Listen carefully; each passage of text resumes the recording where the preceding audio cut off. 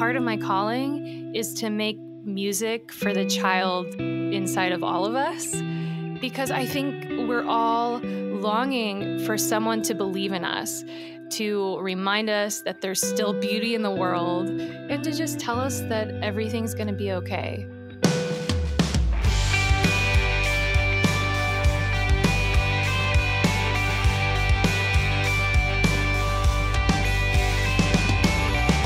Hello and welcome to More Than Sunday, a weekly podcast where we take a deeper dive into the stories, themes, and questions of our faith. My name is Julie Richter, and I'm one of the associate pastors here at First United Methodist Church, Richardson. And with me every week is our worship director, Eric Chakowski. How's it going, Eric? So I almost said really, really well. It's been better, as you might be able to hear. Eric doesn't have the one thing he needs today. Literally, I speak and sing for a living. This is killing me. Yeah. So Spring is I'm in the air. Here. Pollen is in the air. That is right. I'm here, but I may not feel very here. And I'm probably going to let Julie do most of the talking today so that you fine people don't have to listen to this cheese grater of a voice today. Yeah, it is pretty bad, but we're going to make it through. I love spring, but it's not my favorite season. Oh, no. No, fall is my favorite season. Yes. You know, in the spring, I don't have pumpkin spice lattes and I don't have football. And so I always feel like I'm sort of in a drought whenever spring is coming out. Well, and for whatever reason, and this probably goes against all Christian celebration around resurrection, I really like when all the plants die. I kind of have this, I like nighttime, I like rain, and I like fall and winter. Maybe that makes me a downer of a person. I don't know. Don't give me the time change. Yeah, keep it dark. Right. That's right. I don't care about light. Well, we do have a joy of a guest joining us today who, in the midst of spring, I think it is good to be around people who are lively and full of color. So we are really excited to talk to J.J. Heller today.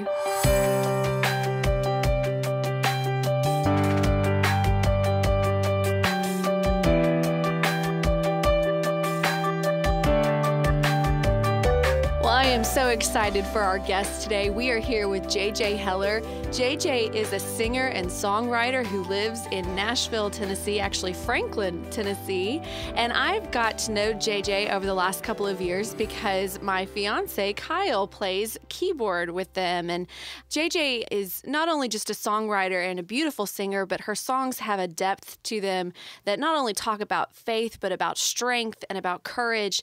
And she's a storyteller in the midst of all of this. And so we have so much to get to today. JJ, thanks so much for being on with us. Thank you for having me. It's so good to be here. Yeah. So let's just start at the very beginning. A very good place to start. Right. A good place to start. Yeah. What were some of the first steps that you took down this current path that you were on? What did those look like? When did you begin to realize the kind of work that God was leading you to? It was just before my sophomore year of college that I went on a missions trip and learned how to play the guitar and wrote my first song with some friends. But it was this really interesting season of my life because I never really gave music any serious thought because I was always focused on being an athlete. And so that was my identity all growing up. And my family of origin is very into sports. And so I grew up going to sports camps and really fell in love with playing basketball. And so in high school, that was who I was. And my dream was to play basketball in college. And so fast forwarding to that summer after my freshman year of college, when I'm on this missions trip, I was just coming off of a totally majorly failed season of basketball, like playing for my college. And I was heartbroken because I was there like in the middle of, hopefully realizing my dream, all of this that I had been working toward, and nothing in the season went how I hoped that it would. And I feel like I digressed in my abilities and I couldn't make a basket if my life depended on it. And it was just so frustrating because it felt like God was sabotaging my basketball skills. And I didn't know why. And I was working so hard, but nothing I did was making me better at this game that I loved. And so at the end of that season, I decided that I wasn't going to play anymore. And so it was this major identity crisis and death of a dream. And so I felt kind of aimless. And I knew the Lord at that time. I grew up in a Christian home. And so I had that. But I was trying to figure out, okay, if I'm not an athlete, then who am I and what am I working toward? And so when I wrote that song, it kind of sparked something in my heart. And I just slowly started to fall in love with songwriting. And it was something that had always been there, but I never got very much encouragement in my musical abilities in junior high and high school. And so I just thought, like music is fun, but my gifts are in athletics. And so I'll just focus on that. But it's so funny because when I think about that trip, like when I was in Africa, we were there for 6 weeks. And it's so funny because I'm 38 years old, but those 6 weeks of my life were transformational in so many ways. Like I've lived many weeks in my entire life, but those 6 weeks, I feel like they kind of altered the course of my life. Because while I was there, it was my turn to wash the dishes. And we were in the bush. So like in the cement house, there were 6 of us on this team. And it was my turn to wash the dishes.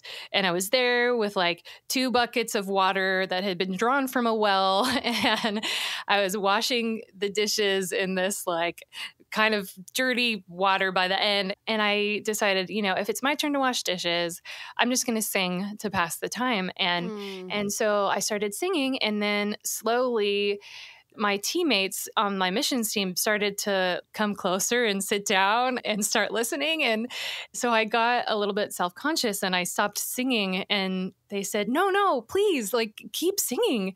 And I said, really? You guys just want to sit there and listen to me sing? And one of the guys on my team said, I'd pay money to hear you sing.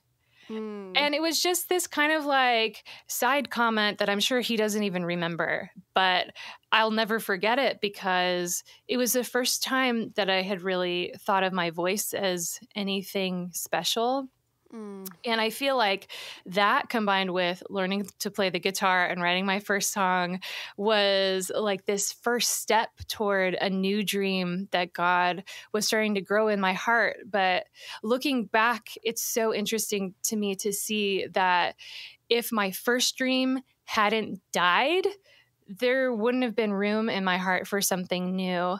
And I think God knew that. And so now I can be so thankful that I was terrible at basketball because it led me to where I am, and it opened my heart to something new that God wanted to start growing in my heart. Yeah. Do you ever think about what would have happened if, say, your life went a different direction, or you hadn't gone to Africa and you were a high school or a college basketball coach now? Oh, man. I can't even see that. I mean, because I know you now, but I can't even envision how different your life would look if you had not taken the path that you did. I know. And it's such a gift. And that's why it's so funny to look back and remember like the anguish that I felt and the anger at God. Like, why? Why are you doing this to me? And now I can look back and see, oh, he was doing that because he loves me, because he had something so much bigger than I could have ever dreamed up myself. Gosh, that's great. So once you really chose to make this definitive decision towards music and towards songwriting and singing, what have been some of the milestones along the way as you've pursued that career? Well, even at that time, even when I kind of first started writing songs, it still wasn't even on my radar to pursue it as a career. It was just like, oh, wow, I really like this. And then I would play the songs for some girls in my dorm room, and I would be shocked every time they would ask me to play it again or say, wow, those lyrics, that's exactly how I feel. And so for me, my career has always just been a series of all of these tiny baby steps. And a few months after I started writing songs, I met my husband, Dave, and he was leading worship for an on-campus ministry. And so I joined the worship team, and then I played one of the songs that I had written. after worship team practice, and the drummer on the worship team got really excited, and he's like, okay, we're going to be in a band. And so he basically said, I'll be the manager and the drummer, and JJ, you can sing and write the songs, and Dave, you can play the guitar. And so Dave and I were like, okay, that sounds fun as long as you organize everything. And then, we would play open mic nights, and then that grew into like actual like coffee shop gigs. And it was still like surprising every time people would resonate with the music, and especially shocking looking back, knowing what the songs actually were that we were singing, because they were terrible. But it was just enough encouragement to keep going and to think, okay, I think there might be something to this. And so we got engaged, we graduated from college, and we decided to give music a shot for a year and then reassess at the end of the year. And man, that first year we were barely scraping by, like mostly living off of tips. Like a true musician. Yeah. Oh, yeah. Driving around our beater of a car, praying that we didn't break down. But that was almost 16 years ago now. So it's been like such an incredible journey, full of surprises, because when we first started out, we thought, oh, I keep saying we because Dave, my husband, he plays guitar, and he and I write all of our songs together now, and we always perform together, and he manages. And so he's very much a part of my career, and I would not be doing this without him. So we thought, okay, we should totally like try to get signed to a Christian record label. And then they'll just like do all the work for us, and we can just write the songs and it'll be great. And so we went to a conference the summer after we got married that was sponsored by the Gospel Music Association. And it was a contest, and it was also, there were a bunch of seminars that we could go to. And we learned so much about the way that record labels actually work, and realized, wait, I don't think that's what we want to do, because you kind of have to like go into debt basically. Yeah. And it's very rare that artists will ever recoup the investment that the label invests into you. And it just can be a really discouraging road. And it seems really glamorous, but it didn't seem like what we wanted to do. And then it was kind of later confirmed when we signed up to get one of our songs critiqued. And this man who's been in the industry for a really long time, he was so kind and insightful and just kind of told it like it was. And he basically said, okay, I love your song. I can tell that you guys are songwriters, but you're kind of at a fork in the road. You can either keep writing lyrics like this and songs like this and know that you are probably never going to get signed to a Christian label. You're never going to get on the radio or have any sort of like broad success in those terms. Or you can tweak your lyrics a little bit, like make them more straightforward and have a shot. So we kind of talked it over and decided, I think we just need to write the songs that God gives us to write and not try to force them to be something that they're not naturally. And so it was at that time where we kind of just like made peace with the fact that my songs were never going to be on the radio. And that was okay. Like we were just committed to working hard and like making cold calls and trying to convince people to let us in to their church to play on a Sunday morning and then maybe have a concert that night. And so that's why it was so interesting when years later we wrote a song called Your Hands with a friend of ours. And then a girl decided to use that song for her audition for the show, So You Think You Can Dance. And so the song was on the episode, and it was this like really moving scene, and one thing led to another, and the song ended up on Christian radio. And that story never happens. Like stations just don't add songs by independent artists, especially if we didn't even hire a radio promoter. Like that's what you're supposed to do. You're supposed to hire a promoter. They call up the station and they say, hey, you should listen to this song. And we did none of that. It was as if God reached down picked up our song and like put it on the radio himself and said like, I speak this into being. This is what I want. And so it was just incredible because, it was something that I never expected. And it took my career to, I want to say the next level, but it was like many levels up from where it was before, because all of a sudden it was like exposure to millions of people all across the country. And, the song was on the Billboard charts and I was like, what is my life? It was just incredible. Wow.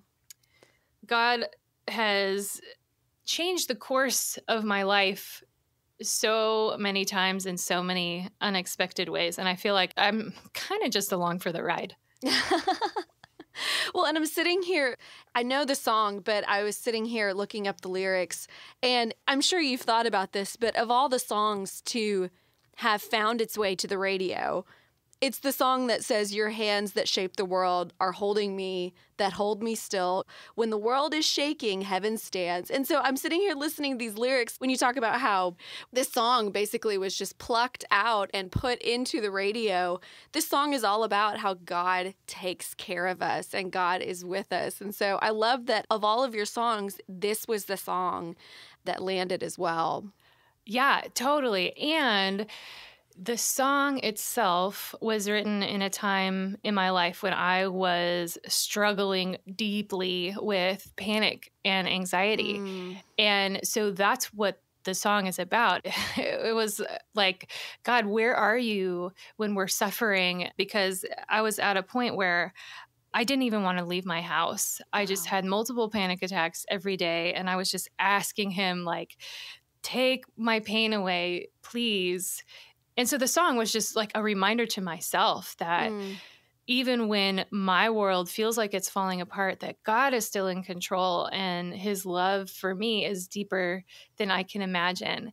And so for him to take that song and use it in the lives of millions of people is so redemptive, because it's like he's saying, your pain was not lost. He was able to use that pain that I was feeling and turn it into a song and then use it in the lives of hundreds of thousands of people. Yeah. And he's just able to do that. He takes our brokenness and turns it into something beautiful. So as you're writing songs, I'm thinking of some of my favorites that you have written. You tell stories before you set up songs, where they've come from and where they were in your heart and how God has spoke to you through these moments in your life and these stories in your life. What do you feel like is the primary calling or mission of songwriting? And maybe what do you hope that people hear when they listen to your songs? Yeah, I mean, I think every songwriter has a different calling. And for me, I'm kind of realizing more and more every day, what is the specific thing that I have to offer? And I think one of those things is definitely to remind people that they're not alone. And more recently, I've been creating lullaby albums and released one last November. And it's been incredible to hear the stories back from people. It's a lot of parents who would play the lullaby albums for their kids. But I've heard so many times people saying, we love your lullaby album at our house, and we keep listening to it over and over. And they would say, I didn't realize, like, as the parent, how much I needed to hear those lullabies. And it's making me realize that I think a part of my calling is to make music for the child inside of all of us, because I think we're all longing for someone to believe in us, to remind us that there's still beauty in the world, and to just tell us that everything's going to be okay. And so I think that that's what God has for me, at least in this season of my life, to just kind of be a voice of peace that can come into people's homes and in their cars and their workplace. And it's definitely something that I don't take lightly. It's incredible to think that I have the honor of being in those spaces with people and to be able to allow God to use me to speak to their hearts. JJ, I don't have much voice today, so I'm not saying a lot, but I did want to say one thing or ask one thing. One of my favorite songs that you've written is Still My Little Boy. In fact, we played it last year in church on Mother's Day. And just the beauty and sort of the different way that you take Mary's perspective at looking at Jesus reminds me, as you're talking about these lullabies, how has being a parent yourself shaped the process of writing these lullabies? Way more than I thought it would. It's funny because before my first daughter, Lucy, was born, I have two little girls. Lucy is 10 and she's in 4th grade, and then Nora is 7 and she's in 1st grade. But before Lucy was born, I had a really hard time writing love songs. Pretty much all of the songs that I wrote were just kind of like angsty and sad. And then Lucy was born, and the first song I wrote was a love song for her. And all of a sudden, there are like lyrics about like rainbows, and there's a lyric in that song that says like, "You're sweeter than strawberry pie." And I think it just kind of unlocked this new place in my heart. And ever since she was born, it just feels like a place that I keep coming back to, that I keep writing from, because it unlocked that childlike space in me that was able to write about joy for the first time without feeling like forced or cheesy. Because at least for me, it's so much easier to write a song about pain. Like, it feels like there's so many more adjectives and metaphors available. But as soon as you write about joy and happiness, it's like, it's so easy to sound trite or cheesy. But I mean, it might just be cheesy and I don't care. But it's been a joy to write songs about rainbows and butterflies. Yeah. Well, your most recent lullaby album is on repeat on vinyl at our house right now. And I loved it so much, especially during the holidays, because it brought me so much joy. It's exactly what I wanted to listen to whenever I was starting every day, and still is, that I bought CDs for all of my parents and then for my grandparents, because I was like, gosh, this is what my parents need in their car. And I was like, no, this is what my grandparents need in their car. And my grandparents called me a couple weeks ago to tell me how much they've loved listening to your CD in their car. And it's the Lullaby album. And I think you're right that there's something about childlike wonder and joy that we just never grow out of. Yeah. Wow. Well, that is amazing. First of all, thank you for buying copies for your family for Christmas. And like, I love that your grandparents love it. Oh, they do. Oh, that's incredible. Yeah. I mean, and I think when we approached making this album, I was doing research to see what else is out there. What do other lullaby albums sound like? And I had a hard time finding music that I enjoyed listening to. All of the lullaby albums, they just felt kind of like afterthoughts. Like, okay, we're going to just do this as a side project. We're not going to use real instruments. We're just going to use like synthetic sounds because kids don't care and it's going to sell anyway. And I thought, what if we were really intentional about this and created something beautiful that shows honor to children and says, you matter. We're creating music for you, and we're going to hire a 10-piece string section and a harp player, and we're going to do it right because you deserve to hear something beautiful as well. Yeah. Oh, I love that. So in the midst of songwriting and recording, you also travel quite a bit, and that's been a lot of your career. And so you've traveled to a lot of different churches. And so I want to ask you a little bit about that since we're in a church setting. What is maybe some of the greatest struggle that you see in churches, and maybe what's also giving you the greatest hope? Yeah. It's been really interesting for Dave and I to travel around because we have visited so many different denominations and styles of churches. And I think what's been most shocking to me is that I think if you grow up in a certain denomination, or if you've been in a certain denomination for a really long time, you kind of start assuming that everybody else has it wrong, or that their motives aren't good. And it's just not true. I mean, I'm sure that there are people out there, and there are churches maybe like that who have bad intentions. But for 99.9% of all the churches that we've visited, everybody's just doing the best that they can. And they're all serving the Lord like they think that he's calling them to serve him. And I don't love every church service that I go to, and maybe I don't like the way that they do their music or the way that the pastor preaches, but I think it's been encouraging to me just to see everywhere I go, these people love Jesus. And so I think what gives me joy and hope is when I see communities offering opportunities for all the churches in their communities to come together for a common purpose, because it allows them to meet each other and see, oh, okay, you're kind of just like me.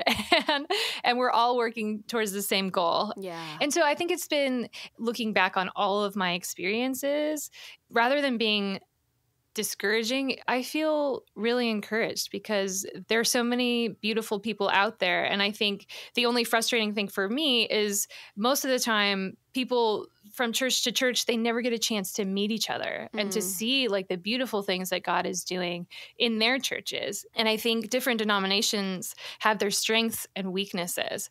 And so if we could find a way to learn from each other. Yeah, to cross those bridges. Yeah, I think it would make the church as a whole so much stronger. Yeah, I was at a church last night at an event, and it was a church of a different denomination than the Methodist church. And one of the speakers talked about how sometimes we let our convictions stand in front of our compassion. And it was such a good room to talk about that in, that we have strong convictions in our faith and we stand by those. But when we let that get in front of people and loving people, we're just dividing ourselves in ways that are so harmful and so unloving at times. And so I just felt my heart just sort of open up a little bit more last night and talk okay, I can maybe do this compassion thing. There's maybe some hope after all. Yeah, totally. Well, and I feel so privileged, because that's one of the beautiful things about music is it bridges all of those gaps. Absolutely. I can come into pretty much any denomination, and all the people are thinking yeah, right on, And I think that that's how God designed music. There's something about it that just connects to our hearts. It's it moves past our minds, past our logic, and it just goes straight to our soul. Love that. Well, JJ, it's been such a joy talking with you. We've got one more question that we ask every guest that comes on the podcast, and that question is this. At this point in your life, what's one thing that you wish someone would have told you? Ooh, I think I wish that they would have told me that it's okay to be afraid, and that being brave means being afraid and doing it anyway. That's perfect. That is just perfect. JJ, your songs have held me in some of the moments when I have been most afraid, and as someone who also struggles with anxiety, your songs come on in the moments when I have most needed it. And so I am so incredibly grateful to you for all that you have given, not only to me, but to all of those who have been gifted by your music. Thank you so much for taking the time to talk to us today and share with us a little bit about your story and all the good work that you are doing. Well, thank you so much. It's been such a joy.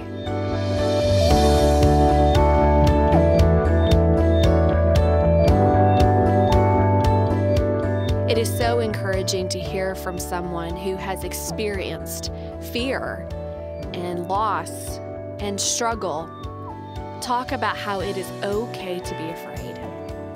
Because we know that's not where the story ends.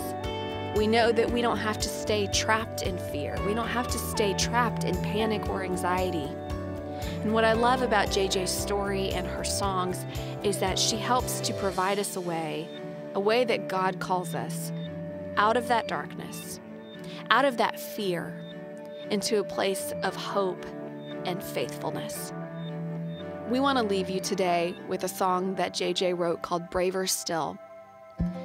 It's a song that I have clung to in moments of fear in my life, and it's a song that has provided so much hope and joy for me. I never saw it coming. There was no way to prepare.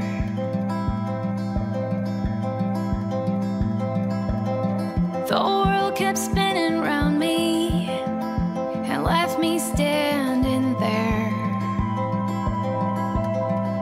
And it's okay to grieve a life that could not be. I'm trying to believe in something better, even if the dreams I had turned into dust. There's no wreckage that's too broken to rebuild. The world is just as scary as I thought it was, but your love makes me braver still. Your love makes me braver.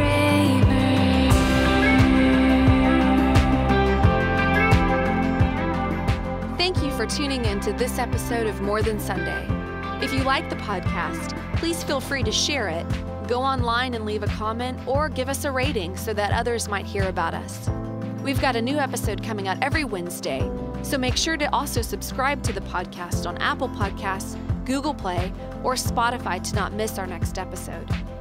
If you want to find out more about First United Methodist Church Richardson, you can find us online at fumcr.com, as well as on Facebook and Instagram.